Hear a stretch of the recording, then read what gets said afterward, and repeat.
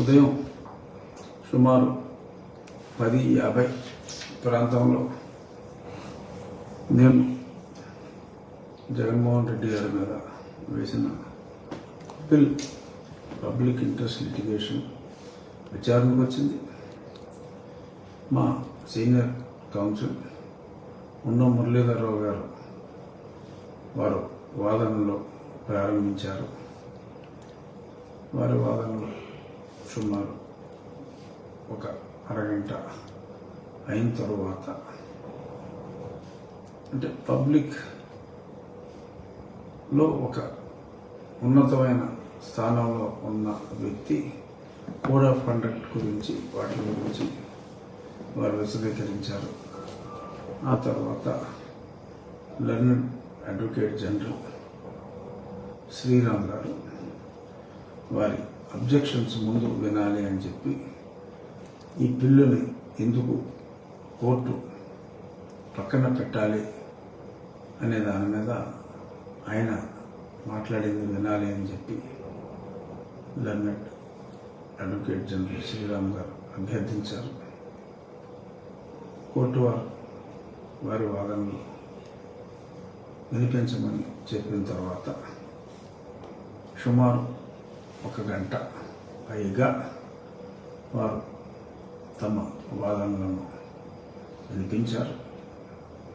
వారి వాదనలో ముఖ్యాంశాలు అంటే రేపు సాక్షిగా ఎలా రాస్తారో నాకు తెలీదు, బట్ నేను విన్నాను కాబట్టి ముఖ్యాంశాలు అఫ్కోర్స్ అడ్వకేట్ జనరల్ గారు అద్భుతమైన ఇంగ్లీష్ మాట్లాడతారు. కొన్ని పదాలు నాకు నిజంగానే అర్థం కాలేదు జగన్మోహన్ రెడ్డి గారి తెలుగులో, బట్ కాంటెక్స్ట్ని బట్టి వారి ఇంగ్లీష్ని కొంత నేను అర్థం చేసుకోగలిగాను. ముఖ్యమైన పాయింట్, నేను యువజన శ్రామిక రైతు కాంగ్రెస్ పార్టీ వైఎస్ఆర్ కాంగ్రెస్ పార్టీ ఎంపీనని చెప్పారు. అది పచ్చబుద్ధం. వారిని డిస్క్వాలిఫై చేయాలి అని చెప్పి 2020లోనే మేము పిటిషన్ వేసాం. అంటే సుమారు 4 సంవత్సరాల క్రితం క్వాజీ జ్యుడిషియల్ బాడీ అయిన స్పీకర్ గారికి అది సమర్పించాం. వీరు దాని గురించి మెన్షన్ చేయకపోవటం సమంజసం కాదు కాబట్టి ఆ పాయింట్ ఆఫ్ వ్యూలో ఈ కేసు కొట్టేయాలి. ఆయన అబద్ధం చెప్పాడు వైఎస్ఆర్సీపీ ఎంపీ అని, ఆర్ రేదర్ ఒక నిజం చెప్పలేదు, ఆయన మీద డిస్క్వాలిఫికేషన్ పిటిషన్ ఫైల్ చేశారు అని. అంటే ఇప్పుడు నేను జగన్మోహన్ రెడ్డి గారి మీద ఒక పిటిషన్ ఫైల్ చేశాను. పిటిషన్ ఫైల్ చేసి నేను జగన్మోహన్ రెడ్డి గారు దొంగ అని చెప్పి నేను అనగలనా? అనలేను కదా. కోర్టు నిరూపిస్తే అప్పుడు, అంతేగాని ఒక పిటిషన్ ఫైల్ చేశారు నేను షెడ్యూల్ 10 వైలేట్ చేశాను అని, దాన్ని వాళ్ళు విన్నారు, పక్కన పడేశారు. ఎప్పుడో నన్ను పిలిచారు, నా స్టేట్మెంట్స్ తీసుకున్నారు. ఇది జరిగి కూడా 1 సంవత్సరంన్నర 2 సంవత్సరాలు అయింది. మరి అది పక్కన పడేశారంటే ఏంటి దాని అర్థం? ఉపయోగం లేదనే కదా, అది చెల్లదనే కదా, కుట్టాలని కూడా అయిపోతుంది. మరి దాన్ని నేను వైఎస్ఆర్ కాంగ్రెస్ పార్టీ సభ్యుడిగానే పార్లమెంట్లో నన్ను కన్సిడర్ చేస్తున్నారు. నిన్న కాక మొన్న నా స్థానం ఏదో పార్లమెంట్లో ఎక్కడో ఆఖరి బెంచ్లో కొత్త పార్లమెంట్లో నాకు లెటర్ కూడా ఇచ్చారు. మీ పార్టీ నాయకుడు మిథున్ రెడ్డి సలహా మేరకు నిన్ను పలానా నెంబర్లో 428 నెంబర్లో, అది ఆఖరి బెంచ్ అన్నమాట, అక్కడ నీకు కేటాయించమైనది అని నాకు ఒక లేఖ లోక్సభ ఆఫీసు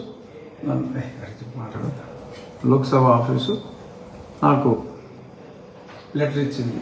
దాన్ని కూడా మేము కోర్టులో ఫైల్ చేయడం జరిగింది. వాళ్ళ నన్ను సస్పెండ్ చేయలేదు.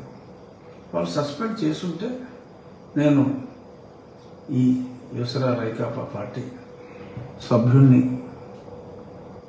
కాదు, ఒక సాధారణ ఎంపీననే చెప్పుండేవాడిని. కానీ మరి దాని మీద బాగా మార్పపాన్ అయ్యారు. అలాగే నేను పిల్లో నా మీద సిబిఐ కేసులు ఉన్నాయని, బ్యాంకులకు నేను రుణాలు ఎగ్గొట్టానని చెప్పలేదు అన్నారు. అందులోనే స్పష్టంగా ఉంది. ఈ పర్టికులర్ పిల్లులో జగన్మోహన్ రెడ్డి దోచిన కేసులకి, నేను చేసిన అభియోగాలకి, నా మీద ఉన్న కేసులకి ఏదన్నా సంబంధం ఉంటే అది మెన్షన్ చేయాలి అని పిల్ రూల్స్లో ఉంది. కానీ లెర్నెడ్ అడ్వకేట్ జనరల్, అద్భుతమైన ఇంగ్లీష్ మాట్లాడే లెర్నెడ్ అడ్వకేట్ జనరల్ శ్రీరామ్ గారు ఒక విలువలు కలిగిన వ్యక్తిగా అవసరం ఉన్నా లేకుండా అన్నీ చెప్పేస్తే బాగుండేది కదా అని చెప్పి వారు అన్నారు.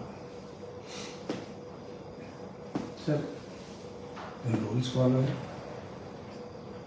ఇక ఇంకో పాయింట్, ఎక్కడో ఒక ట్రైబ్యునల్లో కంటెంప్ట్ ప్రొసీడింగ్స్ ఉన్నాయన్నారు. దానికి ఆల్రెడీ కౌంటర్ ఫైల్ చేశాం. కోర్టులో కంటెంప్ట్ ప్రొసీడింగ్స్ ఉంటే మెన్షన్ చేయాలి, ట్రైబ్యునల్లో కాదు. అండ్ ఈ పర్టికులర్ ట్రైబ్యునల్కి under IBC code the power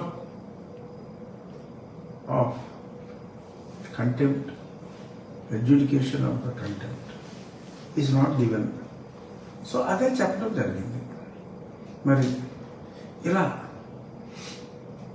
నేను ఎందుకు మాట్లాడుతున్నానంటే, ఎంత స్లోగా స్పష్టంగా లెర్నెడ్ అడ్వకేట్ జనరల్ గారు మాట్లాడుతూ చూసిన తర్వాత అలాగే మాట్లాడాలనిపించింది నాకు కూడా. కాకపోతే ఆయన ఆంగ్లం, నాకు తెలుగు, ఇదే స్టైల్లో ఆయన మాట్లాడారు.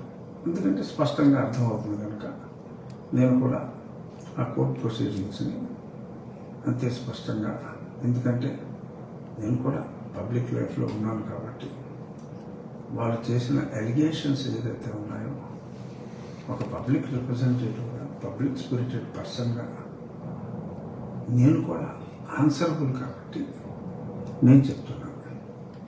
నేను అక్కడ రూల్స్ ప్రకారం ఏమి తూచా తప్పకుండా మెన్షన్ చేయాలో అవన్నీ కూడా తూచా తప్పకుండా మెన్షన్ చేయడం జరిగింది.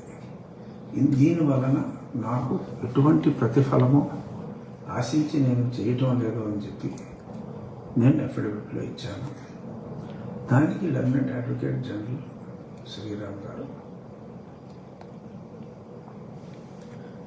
జగన్మోహన్ రెడ్డి గారిని వ్యతిరేకించే వాళ్ళు ఎవరైనా ఉంటే వాళ్ళు ఈయనకి ఓటు వేసే ఛాన్స్ ఉంది కాబట్టి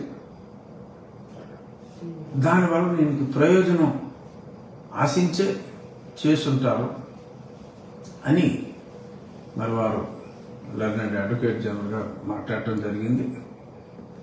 అటువంటి ఉద్దేశం నాకు ఏమాత్రం లేదు అని నేను అఫిడవిట్లో స్పష్టంగా పేర్కొనటం జరిగింది.